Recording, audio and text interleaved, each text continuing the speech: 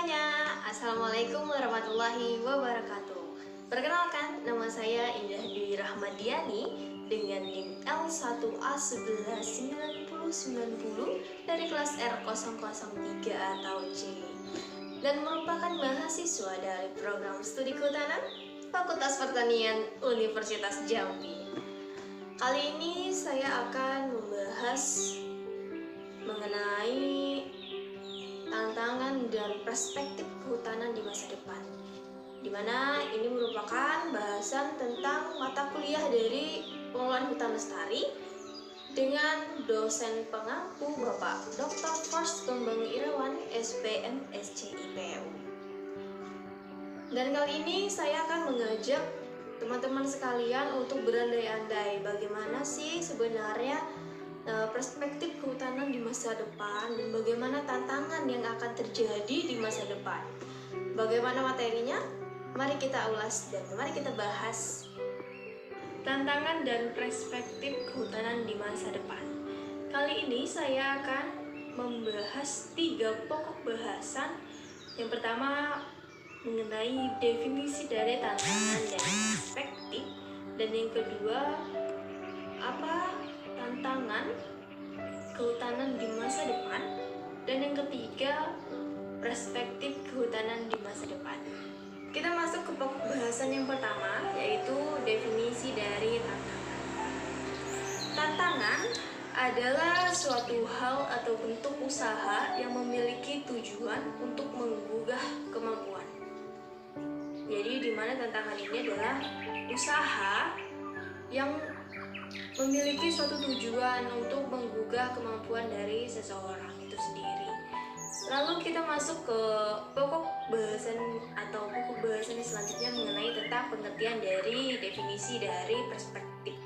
Perspektif adalah suatu cara pandang atau suatu sudut pandang terhadap suatu masalah yang terjadi atau sudut pandang tertentu yang digunakan dalam melihat suatu fenomena atau kejadian tertentu.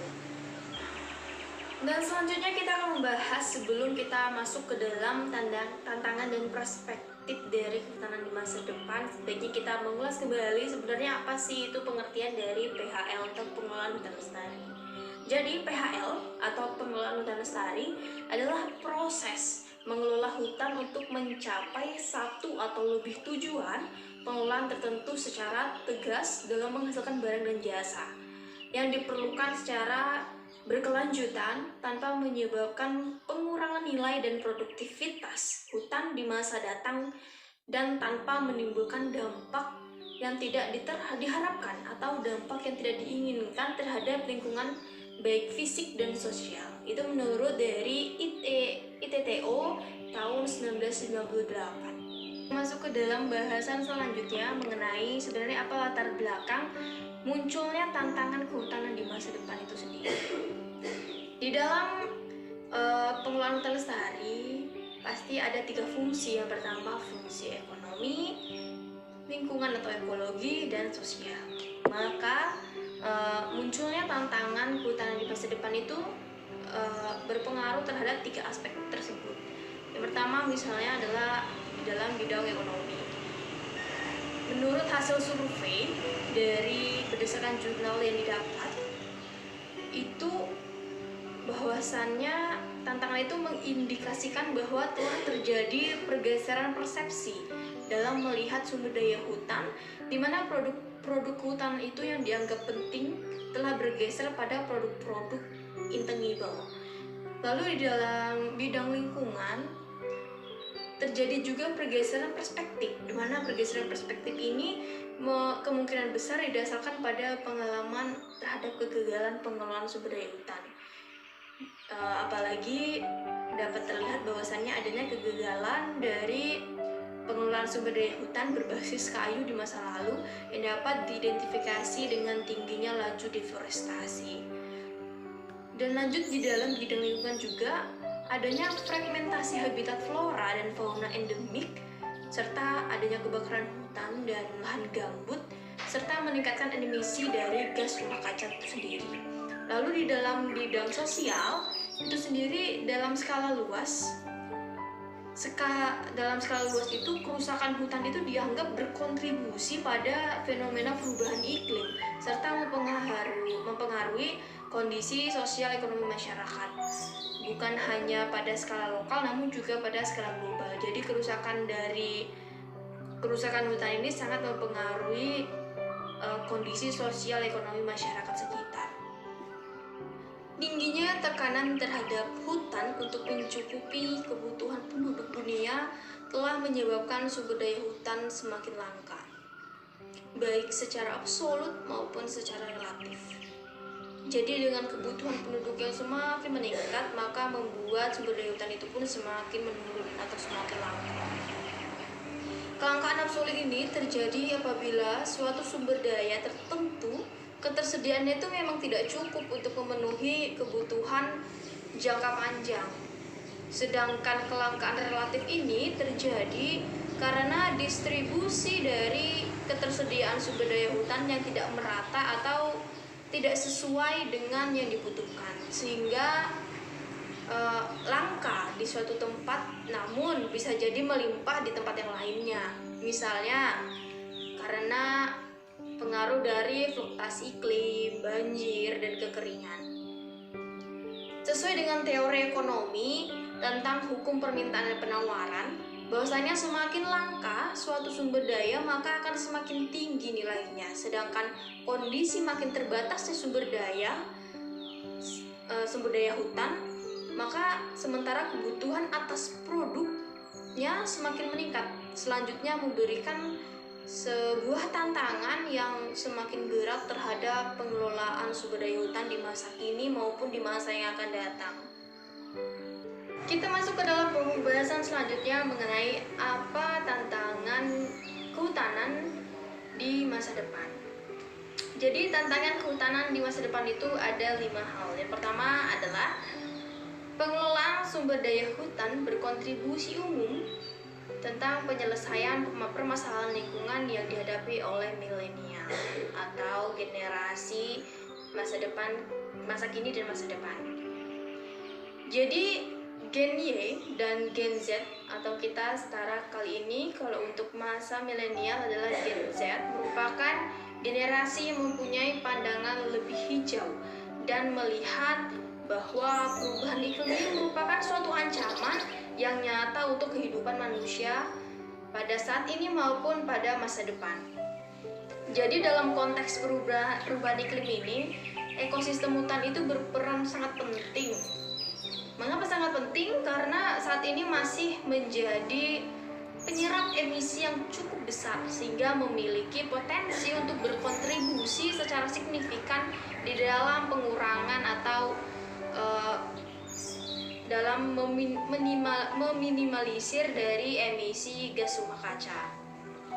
Namun demikian, sumber daya hutan ini juga merupakan sumber daya ekonomi yang paling penting, bagi masyarakat terutama yang hidup di sekitar hutan. Sehingga eksploitasi sumber daya hutan dapat menjadi salah satu sumber pendapatan daerah, di mana sumber pendapatan daerah ini terutama pada daerah-daerah otonom, hak baru atau daerah-daerah pengembangan baru dari hasil pemekaran. Dan akibatnya dalam pengelolaan sumber daya hutan ini seringkali terjadi perbedaan kepentingan, di mana perbedaan kepentingan ini yang saling bertolak belakang antara kepentingan ekologis dan kepentingan dari ekonomi itu sendiri. Perbedaan kepentingan ini tidak hanya terjadi secara vertikal pada level pemerintah lokal, nasional, dan masyarakat global, terjadi juga secara horizontal. Perlu juga dicermati bahwa di era sekarang ini atau di era milenial kali ini, di mana generasi saat ini tuh lebih cenderung untuk selalu terhubung menjadi bagian dari warga dunia atau global citizens dan memiliki kesadaran lingkungan yang lebih tinggi dari gen-gen sebelumnya, dan isu dampak dari pemanfaatan sumber daya alam terhadap lingkungan dalam skala lokal maupun nasional akan lebih mudah terangkat menjadi isu penting pada skala global atau lebih terbantu karena adanya kecanggihan teknologi saat ini. Dan tantangan yang kedua mengenai pengelolaan sumber daya hutan secara lintas sektor dan multi level, di mana di dalam pengelolaan ini dengan banyaknya stakeholder yang terlibat di berbagai level dan dengan kepentingan yang berbeda-beda terhadap sumber daya hutan, sudah seharusnya sumber daya hutan ini tidak lagi dikelola dengan perspektif lokal dan sektoral, di mana selama ini pengelolaan sumber daya hutan ini memang sudah sering dikaitkan dengan prioritas pembangunan suatu negara. Namun di masa yang akan datang atau di masa depan itu semua tidak cukup, karena hal ini kepentingan akan sumber daya hutan itu sudah melewati batas-batas kawasan hutan, di mana adanya administrasi daerah dan administrasi negara. Selain itu, sumber daya hutan ini juga tidak dapat lagi dikelola secara terisolasi dari sektor lain, karena sumber daya hutan terkait dengan sektor lain. Sebagai contoh, saat ini adalah ramai dibicarakan adalah masalah ekspansi kebun kelapa sawit atau ekspansi dari kebun kelapa sawit monokultur di daerah kawasan hutan. Apabila permasalahan ini dilihat secara lokal dan sektoral, mungkin solusinya adalah memasukkan kelapa sawit sebagai tanaman kehutanan. Tetapi apakah tindakan tersebut akan menyelesaikan suatu masalah? Tentu saja tidak akan menyelesaikan suatu permasalahan. Tidak hanya permasalahan keberadaan fisik tanaman dari kelapa sawit di dalam kawasan hutan, tetapi juga menyangkut permasalahan sosial ekonomi masyarakat, di mana perlindungan habitat flora dan fauna endemik, tata kelola hutan dan lahan, serta pertumbuhan dari ekonomi lokal dan nasional, serta hal mengenai emisi karbon dan perdagangan komoditas di pasar global itu sendiri. Dan hal yang ketiga mengenai tantangan kehutanan di masa depan adalah adanya keputusan pengelolaan sumber daya hutan tidak lagi hanya didasarkan pada pertimbangan kontribusi finansial secara langsung. Karena semakin meningkatnya apresiasi dari Gen Y dan Gen Z terhadap produk-produk intangible yang dihasilkan oleh hutan ini, maka seharusnya pengelolaan sumber daya hutan tidak lagi hanya didasarkan pada pertimbangan kontribusi finansial secara langsung, tetapi harus pula didasarkan pada pertimbangan-pertimbangan fungsi ekosistem hutan sebagai penyangga kehidupan manusia. Jadi jangan hanya berdasarkan dari kontribusi finansial, namun juga harus memikirkan berdasarkan pada pertimbangan fungsi-fungsi ekosistem hutan sebagai penyangga kehidupan. Total Economic Value atau TEV dari sumber daya hutan seharusnya menjadi suatu pertimbangan utama dalam pengambilan suatu keputusan, di mana di dalam pengambilan keputusan di dalam pengelolaan sumber daya hutan. Sebagai contoh adalah kawasan konservasi, di mana kawasan konservasi selama ini selalu dipandang sebagai cost center, atau terutama bagi kawasan konservasi yang bergantung pada subsidi pemerintah. Hal ini dapat dipahami karena memang pengukuhan kawasan konservasi ini membutuhkan biaya yang besar, baik biaya langsung maupun biaya kesempatan atau opportunity cost. Jadi biaya langsung ini meliputi dari keseluruhan komponen biaya yang terdapat dalam anggaran pemerintah, peralatan, pemeliharaan, transportasi, administrasi, serta penelitian, penyuluhan masyarakat, dan pengembangan masyarakat di daerah penyangga, tata batas, pemantauan, dan penegakan hukum. Sedangkan biaya kesempatan ini berupa kerugian masyarakat atau negara akibat kehilangan kesempatan dalam pemanfaatan sumber daya hutan karena sudah dilakukannya sebagai kawasan konservasi. Hal ini karena penunjukan kawasan konservasi itu selalu diikuti dengan pembatasan kegiatan manusia dalam kawasan tersebut. Maksudnya adalah sehingga itu membuat masyarakat di sekitar hutan berpendapat bahwa kawasan konservasi tersebut hanya sedikit saja memberi manfaat finansial yang mengalir langsung kepada masyarakat lokal atau negara. Sebagai contoh adalah kehilangan kesempatan untuk memanfaatkan hasil hutan kayu, pertambangan, lahan pertanian, pemukiman penduduk, lahan industri, pembuangan limbah, perikanan, dan produksi komoditas ekspor dan pariwisata. Itu hanya sebagai contoh. Dan hal yang keempat mengenai tantangan dari kehutanan di masa depan adalah mendorong konservasi sumber daya hutan. Berdasarkan survei dari jurnal yang didapat, Gen Y dan Gen Z dilahirkan pada situasi di mana kerusakan lingkungan itu lebih mendominasi kanal berita online. Oleh karena itu, mereka lebih menghargai dari eksistensi sumber daya alam dan bersedia membayar lebih mahal untuk mendapatkan produk-produk hasil ramah lingkungan. Situasi ini juga berimplikasi bahwa di masa yang akan datang, terutama akan konservasi sumber daya hutan dan produk-produk ramah lingkungan juga akan semakin tinggi. Salah satu tokoh Gifford Pinchot, salah satu tokoh konservasionis terkemuka mendeskripsikan bahwa konservasi sumber daya alam sebagai penggunaan sumber daya alam untuk kebaikan secara optimal dalam jumlah yang terbanyak dan untuk jangka waktu yang paling lama.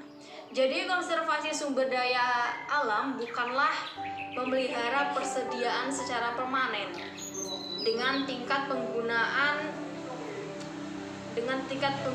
itu nol.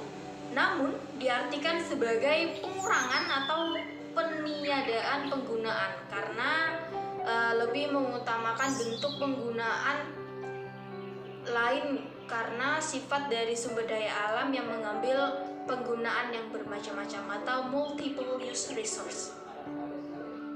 Dari beberapa konservasi sumber daya hutan itu sendiri, banyak upaya konservasi sumber daya alam ini dilakukan antara lainnya dengan prinsip-prinsip mengurangi eksploitasi atau reduce, terus menggunakan kembali reuse, terus mendaur ulang atau recycle, memulihkan kembali recovery, serta memperbaiki kembali atau reset.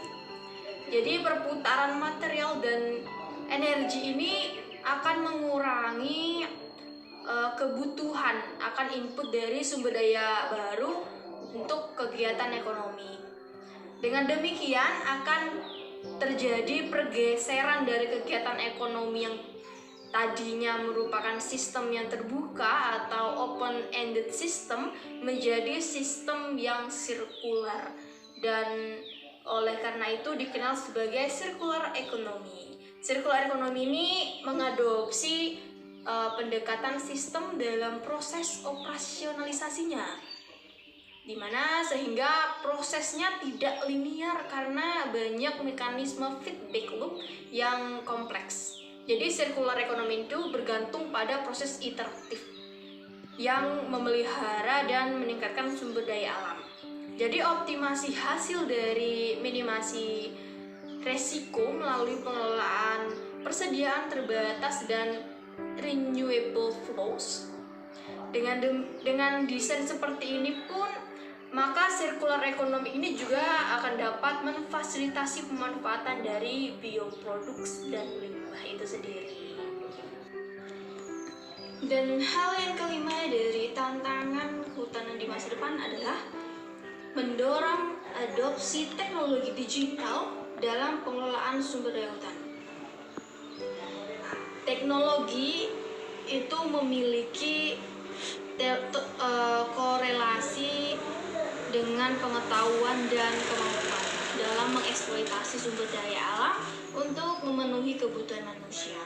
Di mana saat ini kita sudah memasuki revolusi industri keempat atau yang sering disebut dengan revolusi industri 4.0. Revolusi industri keempat ini pun berbasis pada teknologi digital yang sudah dipakai pada revolusi industri ketiga. Dan karakter yang paling menonjol dari revolusi industri keempat ini adalah digunakannya hibrid atau fusi teknologi yang dapat melampaui batas-batas fisik, digital, dan biosfer, sehingga menyatu dengan cyber physical system yang dapat berubah dengan kecepatan yang tidak dapat dibayangkan sebelumnya. Jadi dengan mengadopsi dari teknologi tersebut, maka akan dapat meningkatkan efisiensi produksi sehingga produk dan servis menjadi lebih terjangkau dan hanya dengan beberapa klik saja biaya transportasi dan komunikasi menurun drastis dan logistik menjadi lebih efektif sehingga akan membuka jenis-jenis pasar baru, akan lebih mendorong pertumbuhan dari ekonomi itu sendiri. Di dalam konteks pengelolaan sumber daya hutan dan lahan, digital teknologi sudah banyak digunakan dalam pemetaan seperti early warning system dan monitoring satwa liar, tinggi muka air, curah hujan, partisipasi dan dendrokronologi. Dalam konteks kampanye lingkungan, teknologi digital juga memunculkan fenomena aktivis online, di mana seseorang itu menyampaikan hasil pemikiran kritisnya secara volunter. Di Indonesia sendiri, gerakan dari aktivis online ini sempat menjadi viral saat publik melihat ketidakadilan sosial yang dialami oleh masyarakat biasa. Seperti pada kasus pemburu satwa liar yang memposting foto selfie dengan hewan langka hasil buruannya. Foto ini menjadi viral dan memperoleh kecaman dari netizen. Salah satu media yang banyak digunakan aktivis online dalam menyuruhkan pendapatnya adalah situs change.org. Menurut perusahaan yang merilisnya, change.org sudah dimanfaatkan oleh lebih dari 100 juta pemakai yang berpartisipasi dalam mengisi petisi ini. Kita masuk ke dalam pembahasan selanjutnya mengenai dari pemanfaatan sumber daya hutan dari zaman manusia purba hingga zaman berteknologi. Ada perbedaan cara pandang dari pemanfaatan sumber daya hutan pada zaman manusia purba dan pada zaman berteknologi. Hutan dipandang sebagai pada pengelolaan sumber daya hutan merupakan proses jangka panjang dan oleh karena itu terus berkembang dari waktu ke waktu. Pada awalnya atau pada zaman purba, pemanfaatan sumber daya hutan ini dilakukan secara sederhana. Hutan hanya dipandang sebagai tempat untuk mencari makan atau food gathering dengan cara berburu dan meramu yang dilakukan oleh manusia zaman batu tua atau Paleotikum. Namun pada sejak ilmu pengetahuan dan teknologi ini berkembang, khususnya pasca revolusi industri pada abad ke-18, hutan bukan lagi sekedar tempat mencari makan, namun juga berfungsi sebagai sumber utama penyediaan biomasa yang sangat bermanfaat untuk penggerak dari pembangunan. Sejak saat itu, kebutuhan kayu industri dari hutan meningkat sangat tajam sehingga terjadi pemanfaatan atau penebangan hutan di mana-mana. Tingginya laju pemanfaatan hasil hutan oleh manusia yang tidak diimbangi dengan perbaikannya, selanjutnya itu menyebabkan adanya penurunan kualitas dan produktivitas hutan sehingga pembangunan justru semakin melambat, seperti yang diprediksi oleh Malthus dengan teorinya diminishing return. Walaupun hambatan penurunan kualitas dan produktivitas hutan mencoba dikurangi dengan intervensi teknologi dengan cara intensifikasi atau eksploitasi sumber daya hutan secara intensif, namun atau dengan cara eksistensi rasionalisasi atau dengan cara mencari dan memanfaatkan bahan substitusi, dampak kerusakan hutan dan lahan dari masa lampau sudah tidak tergantikan atau irreversible, sehingga jejaknya masih terlihat dan dirasakan hingga saat ini. Sejarah dan perjalanan panjang dari sistem pengelolaan hutan ini tentu saja berdampak pada cara pandang dari generasi saat ini dan masa depan atau masa yang akan datang dalam melihat sumber daya hutan dan pengelolaannya. Kita masuk ke dalam pembahasan yang ketiga mengenai perspektif atau persepsi kehutanan itu di masa depan. Kali ini saya akan memberikan dua hal mengenai tentang perspektif atau persepsi kehutanan di masa depan itu sendiri. Yang pertama adalah hutan adalah tempat yang menyenangkan. Mengapa hutan dapat dikatakan sebagai tempat yang menyenangkan? Berdasarkan jurnal atau berdasarkan survei dari yang didapat, bahwasannya kami bertanya terhadap responden yang sebagian besar adalah lebih besar, kurang dari 90% memiliki latar belakang pendidikan baik formal maupun non formal di bidang kehutanan mengenai pengalamannya di dalam berinteraksi dengan hutan. Hasil survei menunjukkan bahwa hampir semua responden itu pernah berkunjung ke hutan baik untuk bekerja, belajar, atau penelitian maupun untuk berwisata. Lebih dari 83% responden pernah mengunjungi hutan lebih dari 5 kali dan menyatakan akan kembali lagi ke hutan karena mempunyai kesan yang menyenangkan terhadap hutan. Itu berdasarkan 82% dari survei yang ada. Dan contoh dari perspektif atau persepsi kehutanan di masa depan yang kedua adalah produk intangible merupakan masa depan kehutanan Indonesia. Kenapa bisa seperti itu? Karena ketika responden ini dihadapkan pada pilihan jawaban fungsi utama hutan, apakah sebagai penghasil kayu untuk konstruksi atau sebagai penghasil madu, getah, kayu bakar, dan hasil hutan bukan kayu lainnya yang bernilai ekonomi, atau sebagai penyedia jasa lingkungan seperti air, oksigen, penyerap CO2, atau sebagai habitat tumbuhan dan satwa liar, atau sebagai tempat berwisata alam, atau hutan ini adalah sebagai mencegah terjadinya bencana alam seperti banjir dan tanah longsor. Maka jawaban fungsi utama hutan sebagai penyedia jasa lingkungan mendapatkan pilihan paling tinggi dan dipilih oleh lebih dari 90% responden. Jadi berdasar itu merupakan hasil survei dari jurnal yang didapat. Jadi fungsi utama hutan berikutnya yang banyak dipilih adalah sebagai habitat tumbuhan dan satwa liar. Lalu untuk mencegah terjadinya bencana alam. Baru sebagai penghasil hutan bukan kayu dan penghasil kayu dan sebagai tempat wisata alam. Hasil ini menunjukkan bahwa saat ini produk hutan yang bersifat intangible dianggap lebih utama dari produk tangible. Karena banyak responden yang memilih bahwasannya fungsi hutan ini adalah sebagai penyedia jasa lingkungan. Tip atau persepsi kehutanan di masa depan menurut saya berpikir bahwa kondisi hutan Indonesia akan semakin memburuk di masa yang akan datang. Dengan melihat fenomena yang terjadi, banyaknya eksploitasi berlebihan terhadap sumber daya hutan dan maraknya kebakaran hutan serta perubahan fungsi lahan. Terutama hasil hutan berupa kayu yang akan begitu terlihat jumlahnya mulai menipis, alih-alih disebabkan oleh kegiatan illegal logging serta tidak adanya reboisasi. Itulah penyebab dari jumlah produksi kayu pun menipis untuk masa depan. Namun, saya berpersepsi bahwasannya di masa depan pemanfaatan hasil hutan bukan lagi berupa kayu, tapi lebih kepada jasa lingkungan. Karena hasil hutan berupa kayu semakin menipis, maka masa depan akan lebih banyak beralih kepada jasa lingkungan yang dianggap lebih menjanjikan kehadirannya. Berdasarkan fenomena tersebut di atas, harus diperlukannya suatu pemikiran yang serius mengenai pengelolaan hutan di masa kini dan di masa yang akan datang atau di masa depan.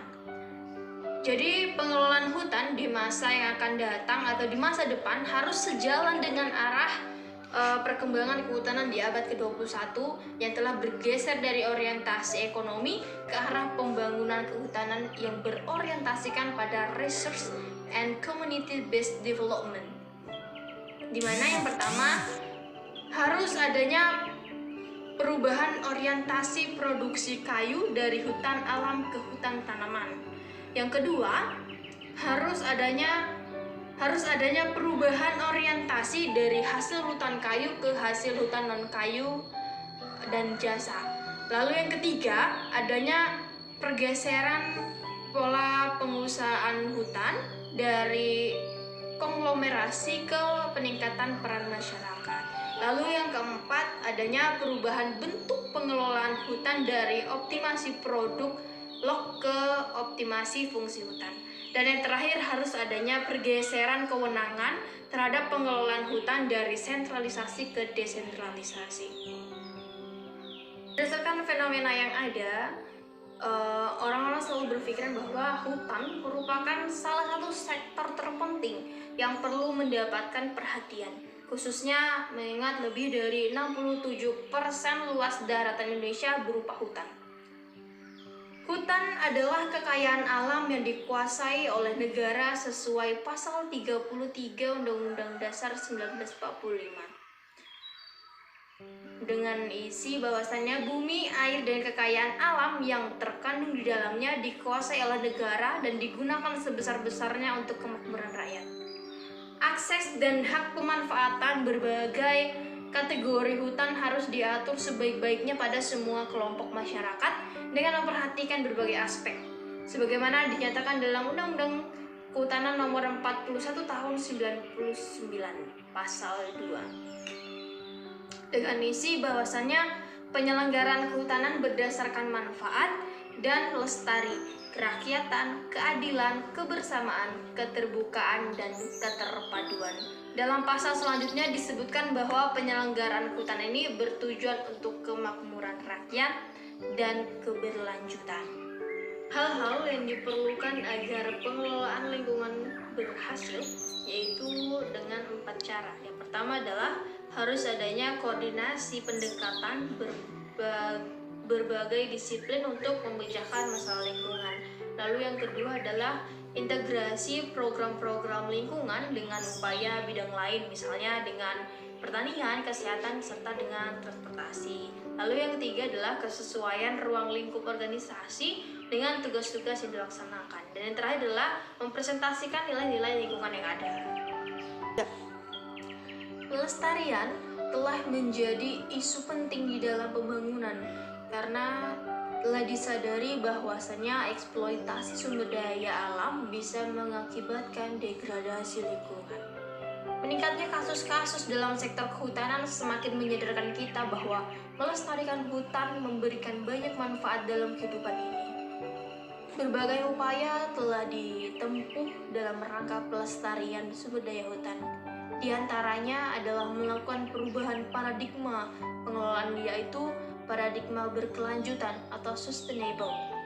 Paradigma lama, pengelolaan hutan dinilai telah mengakibatkan tidak tercapainya pengelolaan hutan secara adil dan lestari.